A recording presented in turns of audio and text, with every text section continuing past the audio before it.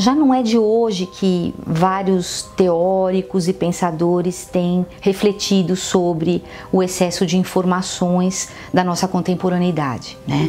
A gente vê que isso é um efeito de âmbito global e a questão é que a noção de tempo ela se amplia na medida em que você tem um input excedente de informações.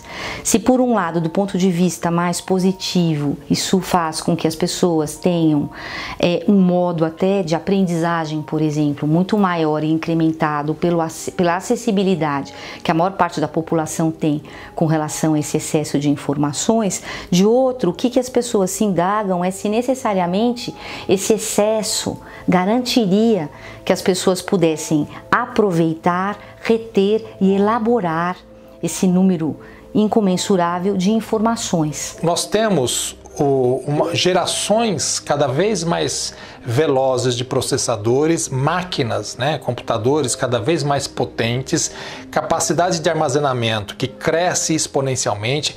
Isso faz com que a informação digital exploda. Existe muito mais informação circulando no mundo do que a capacidade de qualquer ser humano ou de qualquer comunidade absorver, processar e usar essa informação. Então, o grande desafio agora é quais são os filtros que a gente vai desenvolver para que a informação necessária, a informação que faz diferença na nossa vida, ela chegue até nós. Então, nós temos, na verdade, a gente fala de uma sociedade da informação, mas a verdade é que a gente vive numa sociedade do ruído, né? A gente tem muito ruído e a gente tem que separar desse ruído imenso que chega a todo momento as informações que são pertinentes à nossa vida.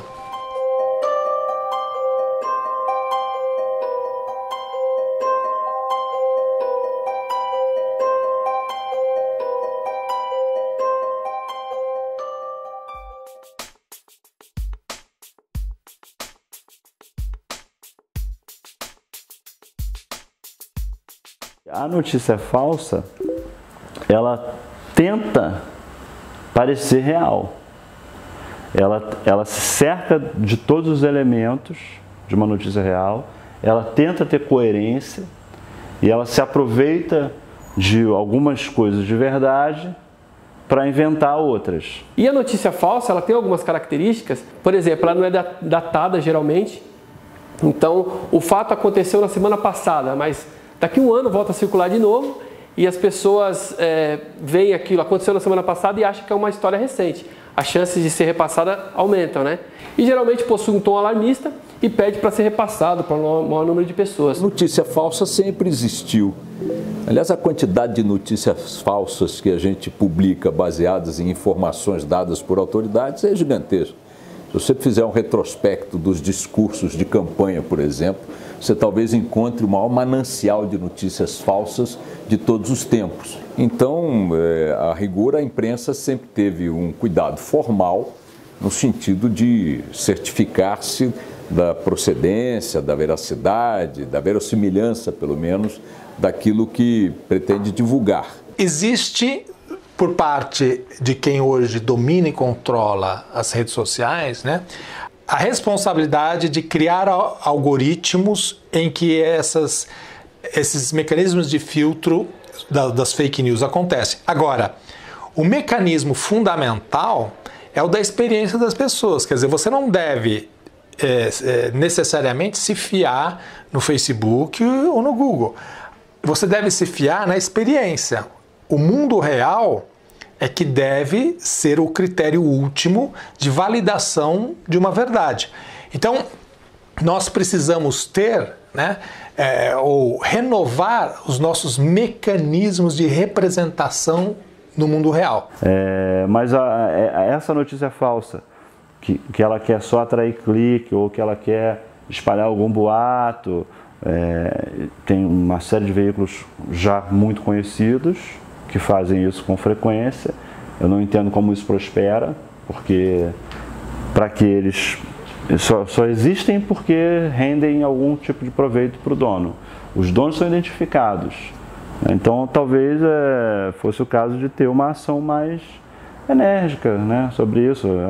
elas se espalham principalmente por redes sociais. É muito mais fácil hoje você conseguir juntar mais gente para espalhar essas histórias. A maioria das pessoas aí tem 1.000, 2.000 amigos, só a pessoa clicar ali, pronto, já espalhou ali para 2.000, exponencialmente vai aumentando, aumentando.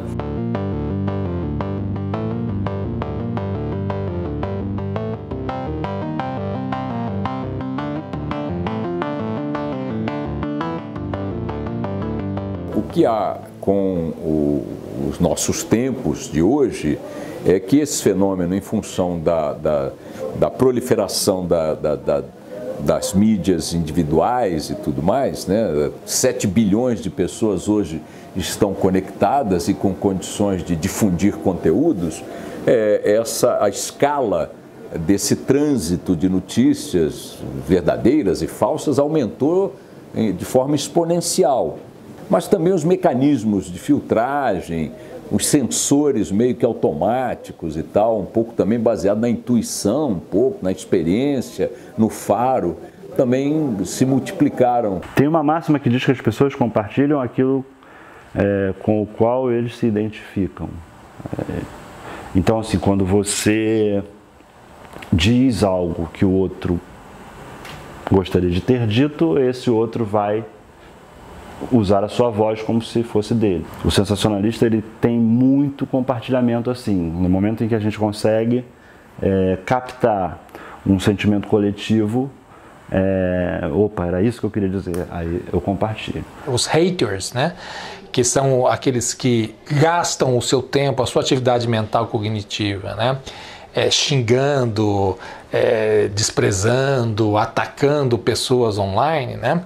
Esse é um fenômeno novo que a gente ainda não entendeu completamente, mas é um fenômeno do ser humano. A gente sempre exerceu a nossa violência sádica. Então você atrás do seu computador, atrás da tela, você pode emitir opiniões de ódio ou de uma forma anônima, ou mesmo que você faça declarando-se, aquele seu preconceito, aquele seu xingamento, aquela calúnia, aquela difamação, aquele ódio declarado, ele praticamente fica impune, porque é impossível que a gente tenha mecanismos no mundo real para lidar e, portanto, coibir e punir um a um cada indivíduo ou cada uma das falas que cada indivíduo faz em que o discurso do ódio está presente. E junto disso também vem a nossa necessidade de julgamento que as redes sociais exacerbam, né? O tribunal do Facebook, né? Você fala uma coisa agora e já rapidamente todo mundo começa a considerar que você é culpado, ou que você não devia ter feito essa foto, ou que você não devia ter postado aquilo.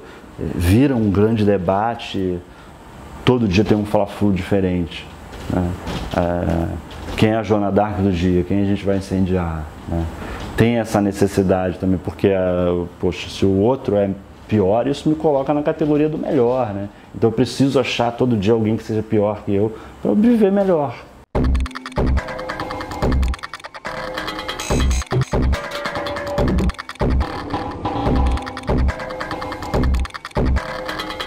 Eu acho que essa tal pós-verdade vai ter sobrevida menor do que a mini-saia. A pílula anticoncepcional foi outra, o telefone foi outro, a televisão foi outra. Hoje a palavra da moda, o evento, o fato da moda, e eu digo da moda mesmo de forma pejorativa, pelo seu caráter efêmero, né, pela falsa profundidade da discussão, é a pós-verdade. O que é a pós-verdade? É a transformação de versões ou de deformações de fatos em fatos. Isso é impossível, fisicamente impossível. Elas continuarão sendo não informações e não fatos. Mais pessoas estão vulneráveis a isso. Mentira, menos pessoas estão. As pessoas estão com muita pressa, porque elas recebem tanta informação na cara. Quando você abre, por exemplo, um portal de notícias, você tem tantas notícias ali em cima. No Facebook, por exemplo, as notícias estão sendo jogadas, as postagens estão sendo jogadas na sua cara ali. Então você não tem tempo de ficar avaliando uma por uma e abrir uma janelinha e pesquisar e tal. O que você faz? Você clica em cima ali, dá uma olhadinha na manchete e já sai repassando. É claro que na medida em que você tem uma dificuldade histórica da nossa sociedade, de formação educacional, né, que as pessoas não sabem ler, não sabem interpretar. Né? Ler no sentido mais amplo, não juntar palavras. Né? Isso faz com que o seu senso crítico, evidentemente, seja menor. Né? Tem uma postagem do Cardoso, do site Contraditório, ele fez alguns anos atrás, mostrando que o usuário médio consegue apenas se interessar pela manchete e pelas fotos que tem no meio do texto. Como é que ele fez para provar isso? Ele, quando caiu o avião da TAM aqui no Brasil, ele pegou umas fotos da abertura do seriado Lost e colocou na postagem como se fosse fotos de dentro da cabine do avião no momento da queda. E aí essa história viralizou e muita gente começou a compartilhar como se fosse verdade. E no meio do texto ele estava explicando, isso aqui é apenas um teste, eu estou brincando com você, E as pessoas não se ligaram nisso. Antes, povos inteiros estavam vulneráveis à manipulação da informação por pequenos grupos de poder.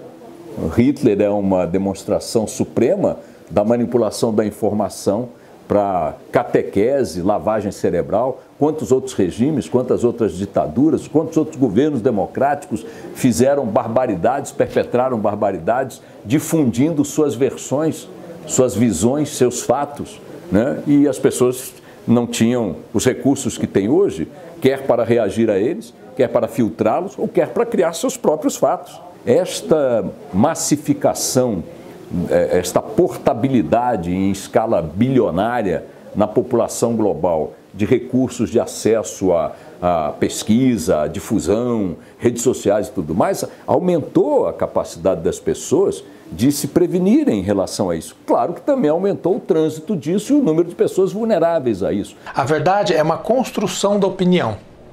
Então, aquilo que a gente chama de verdade nada mais é do que o entrelaçamento de um conjunto de opiniões em que as pessoas vão construindo, vão arquitetando, a partir da sua relação com a realidade, uma opinião final, que é o que a gente chama de consenso. O problema é que, mais uma vez, hoje as pessoas estão atrás dos dispositivos, as pessoas estão atrás dos computadores e não testam suas opiniões com a realidade. Existe uma circulação de opinião em que não há o choque com o real.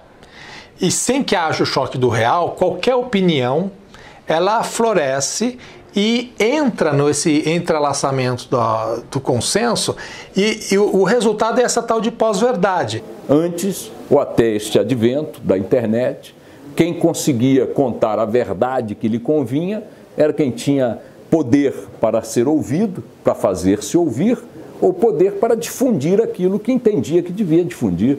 Hoje o cara da esquina tem esse poder e difunde lá o que ele acha que tem que difundir. Ele é uma ameaça maior ou menor do que a que nós enfrentávamos antes? Qual é a possibilidade no exercício na exploração desta fragilidade de você construir um novo Hitler? Entendeu?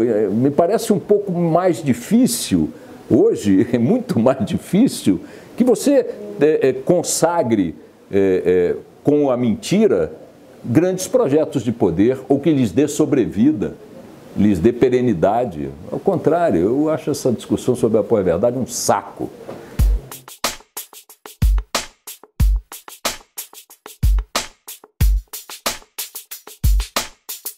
E a internet ela trouxe um componente novo que é uma certa imortalidade das notícias.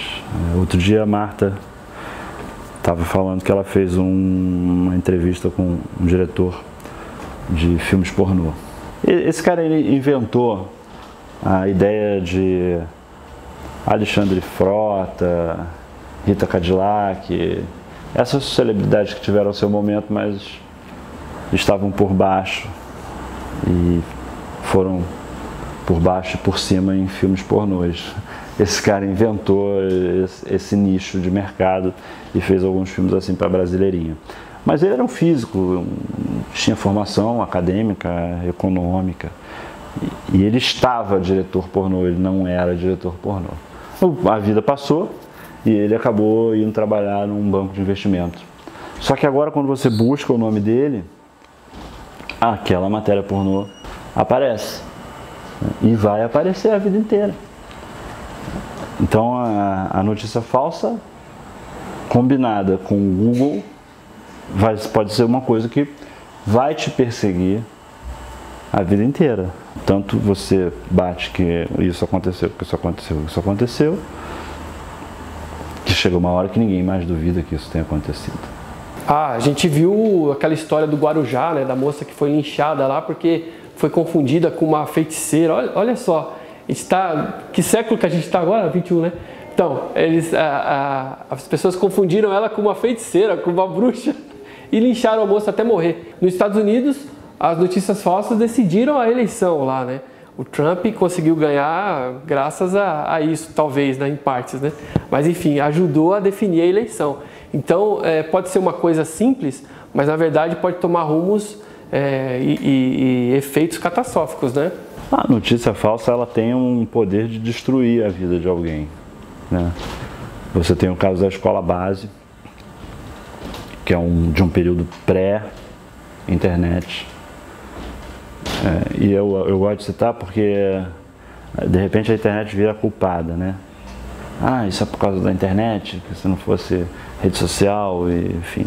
E a escola base, ela mostra como se produz um linchamento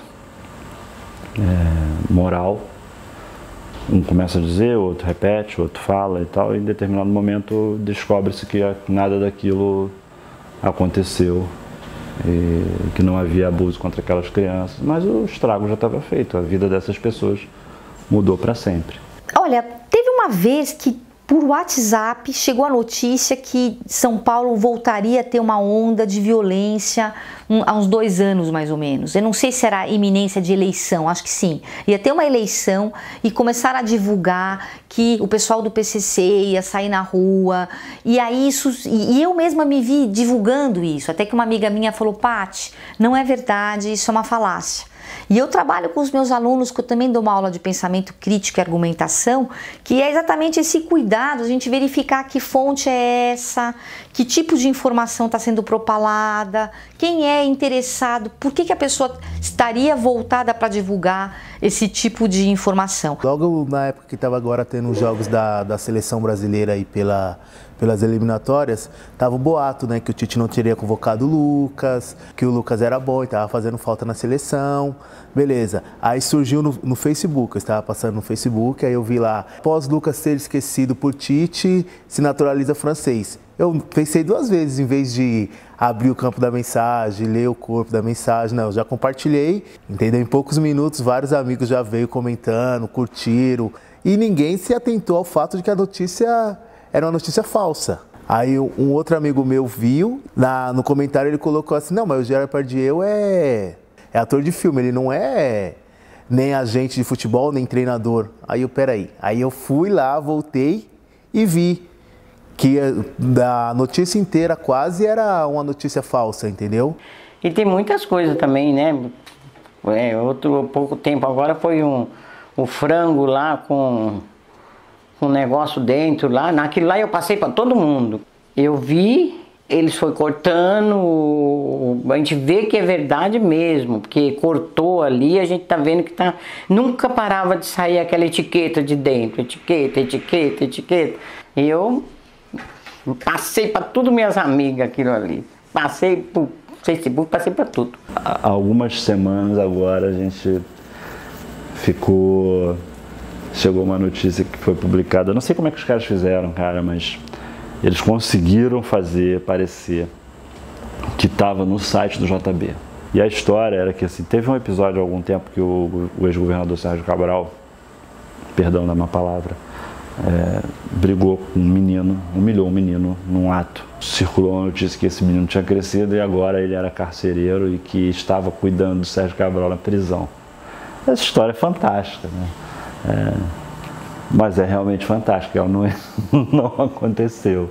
Igual o negócio do golfinho, que todo mundo disse que pegaram o golfinho, que os caras, agora você vê que absurdo, que os caras, que alguém mergulhou lá na água, pegou o golfinho, botou embaixo do braço como se fosse uma baguete, saiu, tirou foto e o bicho morreu. Você tem noção do peso de um golfinho?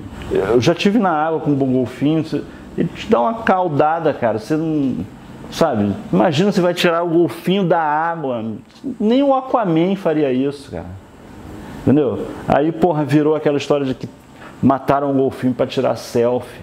Pô, tudo bem, o golfinho estava morto, foram tirar selfie. Isso é escroto? É. Já é meio mórbido. Mas aí é que tá, né?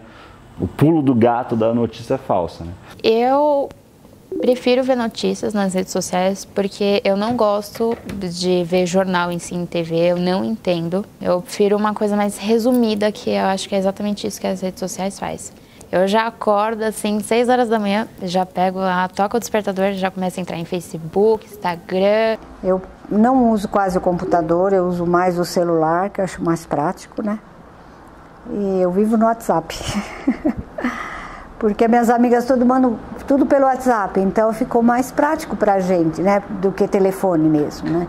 Eu uso, adoro, todo dia, internet, redes sociais, YouTube, WhatsApp, falar com todo mundo, todo dia minhas amigas, a gente tem os grupos, né? Vai falando fala com um, fala com outro, bom dia, boa tarde, o dia inteiro falando. Porque hoje o celular é bom, ou a internet é bom, só que você não tem a amizade que você tinha antigamente. Amizade era peito a peito, conversa a conversa. Hoje você tem uma amizade mais superficial, você passa na rua, você não cumprimenta um colega, porque você está grudado em um celular.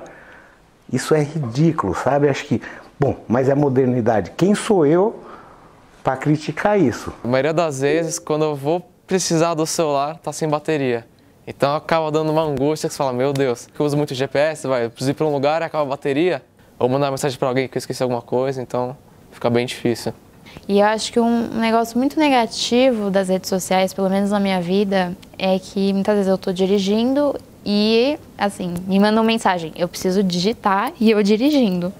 Então eu acho que isso é muito perigoso. O uso do celular ele trouxe muito benefício, ajudou demais no dia a dia. Mas tem os seus poréns, né? Uso indevido, esquecer um pouco, né? Do que eu estar em contato com o outro. A gente tá um pouco rude, tá muito rabugento, tá tudo acirrado porque agora todo mundo tem opinião agora, né? Consegue expressar isso, que antigamente o jornalista fazia isso. Hoje todo mundo é, né, um comunicador. Compartilho, vou lá, vejo política também, que eu gosto. Política tem aqueles que são sincerinhos, que a gente acha que é, será que não é? Né? Eu tenho os meus, eu não vou falar que eu tenho um monte lá que eu gosto, eu tenho um monte que eu detesto. Aqueles que eu detesto, às vezes eu vou lá e falo um monte de besteira. xingo mesmo, não tô nem aí. A internet veio para melhorar, então nós se atualizamos muito com a internet, né? Mas eu acho que tudo tem que ter limite. E os jovens de agora, eu acho que eles estão se desvencilhando das famílias. Eles não têm mais diálogo, eles não convivem mais. E eu acho que isso vai fazer falta para o futuro, né? É quase como se eu morasse, vamos dizer assim, na internet, porque de manhã eu acordo, eu tenho que começar alguns trabalhos, porque eu também tenho alguns trabalhos autônomos, então eu já tenho que acordar e entrar, e eu trabalho junto com rede social. E chegando em faculdade, acaba não evitando normalmente o celular e a rede social, seja por WhatsApp, acaba se distraindo no meio da aula, ou então vai olhar de novo o Facebook. E chegando em casa, mais uma vez, sempre a primeira ida sempre é ao computador, nunca é para você ir comer, ou então, sei lá, eu ir ao banheiro, sempre vou dar uma conferida antes de fazer alguma coisa. E no final de semana, então, nem se fala, quando não há alguma ocupação, geralmente é o computador o dia inteiro. Do momento que elas estão mergulhadas no mundo virtual, é óbvio que elas estão relacionando-se com outras pessoas do mundo todo, de outros países. Então tem essa questão da pretensa inserção social que elas vivem no mundo virtual. Porém, tem todas as questões da vida prática e do pouco tempo que elas dispõem para ter foco e concentração em seus trabalhos, em seus estudos, na sua vida inclusive amorosa. Só que a gente não pode reduzir e achar que é somente as redes sociais, e sim um quantum formado pelas redes e pela dificuldade de você lidar com as vicissitudes e as dificuldades da vida prática cotidiana mesmo. As nossas relações se tornaram muito audiovisuais, então a gente tem um monte de aplicativos de relacionamento em que as pessoas fazem as suas opções, conversam e desenvolvem relacionamentos, às vezes durante muito tempo, sem exercitar o real, sem entrar no analógico. E isso estava criando uma distopia, uma dissonância, né? Então tem essas séries, aí, o Black Mirror, por exemplo, né, que explora essas dissonâncias entre o analógico e o digital e essas distopias que acontecem na medida em que a gente vai criando uma fratura entre aquilo que instintivamente a gente produz como relação afetiva e aquilo que é gerado de forma seca pela informação digital. Eu, por exemplo, não desconecto nunca. Eu até de noite o celular fica sem som, mas se eu acordar de madrugada eu já pego o celular para ver se tem alguma mensagem, alguma coisa, né? E agora as empresas também continuam te deixando conectado com elas. Você sai da empresa e tem o grupo da empresa no WhatsApp e você continua trabalhando, né, para a empresa. Essa parte é ruim, porque você não se desconecta nunca. E a parte boa é que você está sempre antenado, você está sabendo de tudo o que está acontecendo. Agora o problema é você conseguir filtrar, né? Tudo isso que está acontecendo e tentar distinguir o que te interessa e o que não te interessa. A gente perdeu muito a capacidade de concentração, porque você tem uma urgência que antes não tinha. Quando você para ler um livro, ou para jogar um videogame, para ver uma série, ou qualquer coisa que seja um pouco mais contemplativa, você está assim, tem algo acontecendo que eu não sei, né? A gente sai de casa, esquece a carteira, mas não esquece o celular, porque você não consegue. E agora sai do celular e já está no pulso. Eu estou falando aqui, está tremendo, tem gente mandando mensagem, gente produzindo coisas que eu queria saber. Do ponto de vista psicológico, inclusive cerebral, esse excesso de estímulos acarreta, num primeiro momento, numa estimulação enorme no que diz respeito aos fatores psicológicos dos sujeitos, né? Eles são estimulados a ponto de perderem o sono. A própria luz do celular, o excesso de informações faz com que eles ganhem até alguns tipos de recompensa que fazem com que eles passem a depender desse input causado pelos celulares, pelos notebooks e por toda a internet, tá? Então, de um ponto de vista mais geral, a impressão que eu tenho é que as pessoas estão sem tempo para refletirem e para elaborarem esse número enorme de informações. Eu imagino que com o passar do tempo vai começar a haver uma maturidade em relação ao uso dessas ferramentas, entendeu? O fetiche do iPhone, do celular, né, do tablet, isso vai se dissolver porque a internet ela vai se imiscuir com as coisas. Você vai ter uma internet no seu carro, internet na sua televisão, na sua janela e na sua torradeira.